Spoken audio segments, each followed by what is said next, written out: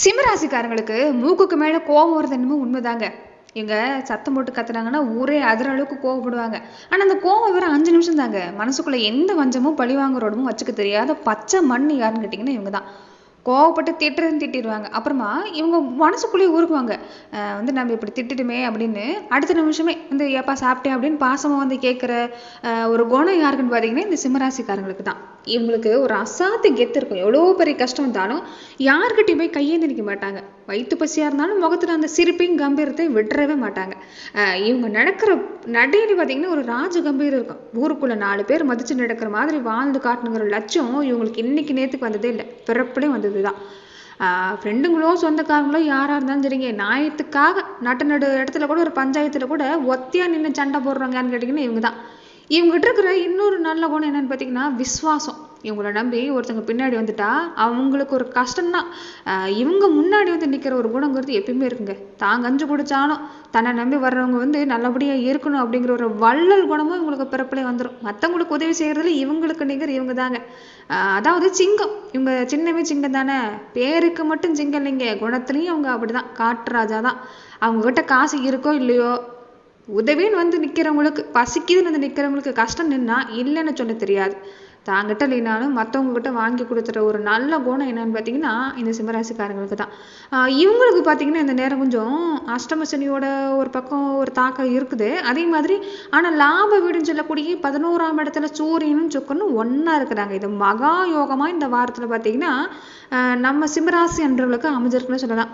அப்படி பார்க்குறப்ப சிம்ம ராசிக்கு இந்த வாரம் எதெல்லாம் சாதகமாக அமைய போகுது, எந்த விஷயம்லாம் நீங்கள் வந்து இந்த நேரத்தில் செஞ்சுக்கிட்டா பரவாயில்ல, எதெல்லாம் கவனம் கொடுத்துக்கணும், இந்த நேரம் நீங்கள் செய்ய வேண்டிய ஒரு முக்கியமான வழிபாட்டு முறையெல்லாம் இந்த நேரம் இருக்குதுன்னு சொல்லலாங்க. அதாவது சிம்மராசிக்காரங்களுக்கு என்னதான் அந்த நேரம் வந்து உங்களுக்கு கிரகத்தோட அமைப்பெல்லாம் கொஞ்சம் ஆட்டி படைச்சாலும் நீங்கள் வந்து இதெல்லாம் சாதகமாக மாறணும் அப்படின்னா அவன் அருளாலே அவன்தால் வணங்கிப்பாங்க. அந்த ஈசனோட புண்ணியமும் குலதெய்வத்தோட ஆசை இருந்துட்டா நீங்கள் தொடர காரியம் எல்லாமே அந்த நேரம் ரொம்ப அருமையாக இருக்குது. ஏன்னா சிம்மராசிக்காரங்களுக்கு 7ஆம் இடத்துல சனியும் 8ஆம் இடத்துல ராகு உட்காந்து ஆட்டி படைச்சிட்டு இருக்கிறாங்க கொஞ்ச நாளாக. ஆனால் லாப வீட்டில் இருக்கிற சூரியன் சுக்கரனோட யோகம் அப்படியே அந்த நேரம் உங்களுக்கு பக்காவாக இருக்குதுங்க. அதனால் கொஞ்சம் இந்த விஷயத்தில் மட்டும் நீங்கள் கவனம் கொடுங்க. தொடர்ந்து வந்து நீங்கள் எந்த விஷயம்லாம் சாதகமாக இருக்குங்கிறத கொஞ்சம் கவனிச்சுக்கிட்டிங்கன்னா வர்ற நாளெல்லாம் அற்புதம் தான். அப்படி பார்க்குறப்ப சிம்மராசி அன்பர்கள் நீங்கள் இந்த வீடியோ பதிவை இப்போ தான் முதன்முறையாக பார்க்கக்கூடியவங்களா இருந்தால் மறக்காமல் சப்ஸ்கிரைப் பண்ணிவிட்டு ஒரு லைக்கும் பண்ணிவிட்டு பின்தொடர்ந்து வாங்க. இந்த வீடியோ பதிவை எந்த மாவட்டத்திலேருந்து நீங்கள் பார்க்குறீங்க அப்படிங்கிறத மறக்காமல் சொல்லிட்டு போங்க. உங்கள் வாழ்க்கையில் பல்வேறு விதமான பிரச்சனைகளை நீங்கள் சந்திக்கக்கூடிய நபராக இருக்கிறீங்கன்னா, ஜோதிட ரீதியாக தீர்வு காணும் நீங்கள் விருப்பப்படுறீங்கன்னா டிஸ்கிரிப்ஷனில் தொலைபேசி எண் கொடுக்கப்பட்டு இருக்கு. ஜோதிட ரீதியான சந்தேகமாக இருந்தாலும் சரி, உங்கள் வாழ்க்கையில் நீங்கள் சந்திக்கக்கூடிய எந்த விதமான பிரச்சனையாக இருந்தாலும் சரி, தாராளமாக தொலைபேசி மூலமா தொடர்பு கொண்டு கூட உங்களோட பிரச்சனைகளுக்கு தீர்வு காணலாம்.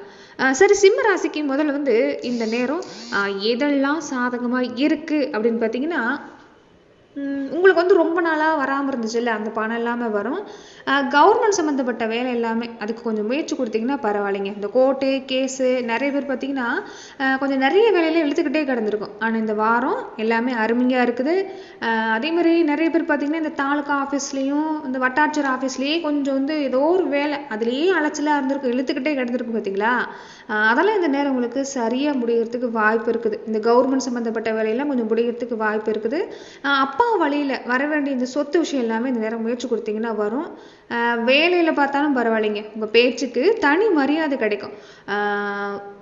வேலையில் என்னன்னா இத்தனை நாளாக வந்து வேலையை நல்லபடியாக வாங்கியிருப்பாங்க, ஆனால் உங்களுடைய அருமைங்கிறது தெரியாமல் இருந்திருக்கும். இந்த நேரம் என்னன்னா உங்களுடைய அருமைங்கிறது தெரியும், பாராட்டுவாங்க.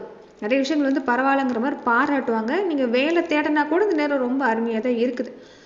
குழந்தைங்களுடைய கல்யாண பேச்சுவார்த்தை எல்லாமே ரொம்ப நல்லபடியாக முடியும். குடும்பத்தில் இருந்த இந்த பழைய சண்டை சத்துருவு எல்லாமே பஞ்சாயத்தில் முடியறதுக்கு வாய்ப்பு இருக்குது.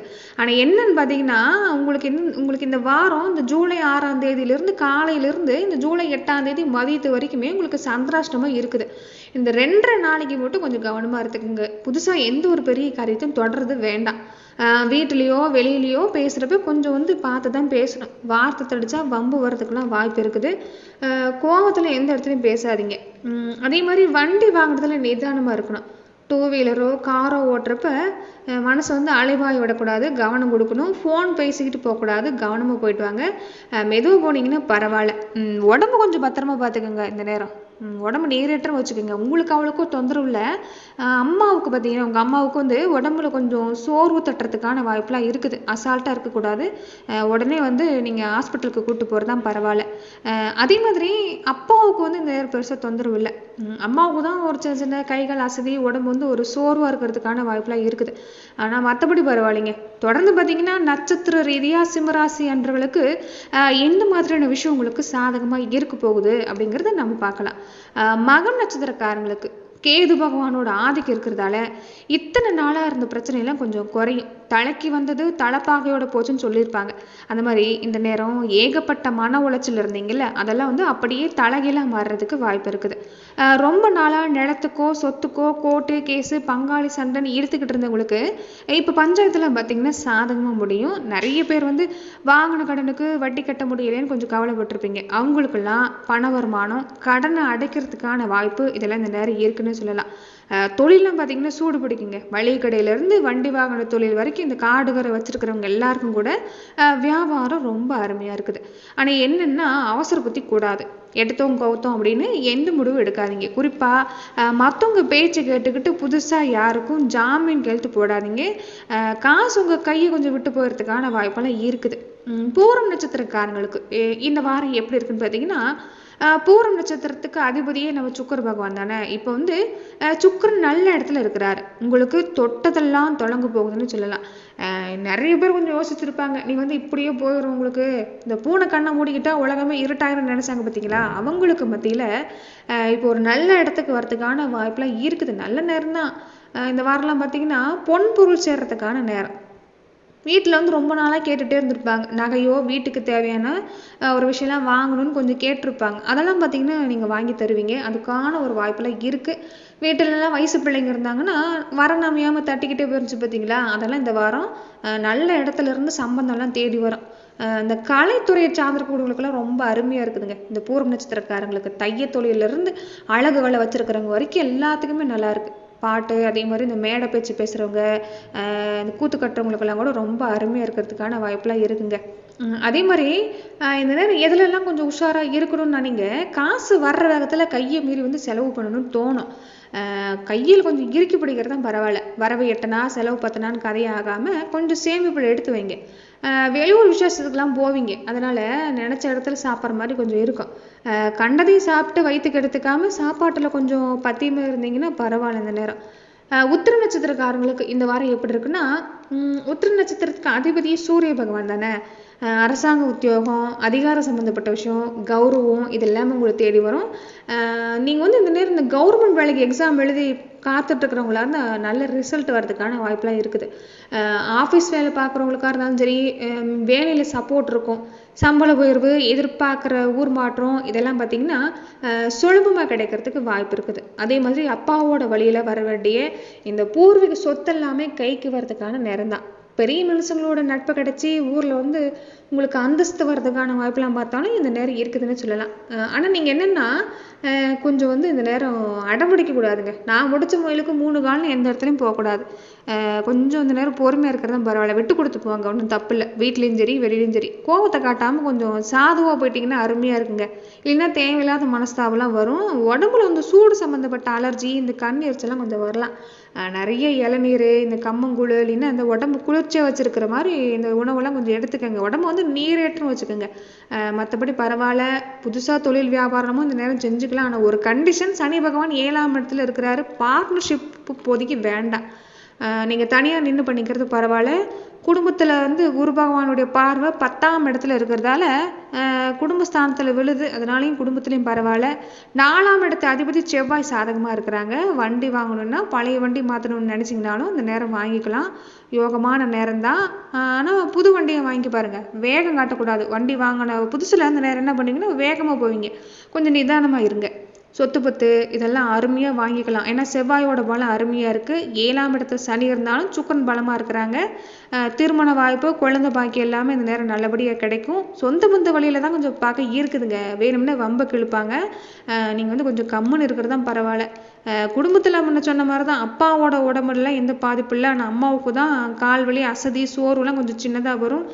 உங்கள் வாழ்க்கை துணைக்கு உங்களை விட உங்களுக்கு இந்த நேரம் வந்து அவங்களுக்கு கோவம் அதிகமாக வருங்க. இதனால் விட்டு கொடுத்து போகிறது ஒன்றும் தப்பு இல்லை. அதில் கொஞ்சம் கவனமாக இருங்க. இந்த நேரம் நீங்கள் செய்ய வேண்டிய வழிபாடுன்னு பார்த்தீங்கன்னா, வெள்ளிக்கிழமை அன்னைக்கு காலையில் எழுந்திருச்சு வீட்டு பூஜரையில் உங்கள் குலதெய்வத்தை மனசார நினச்சி அகல் விளக்கில் நல்லெண்ணெய் ஊற்றி தீபம் போடுங்க.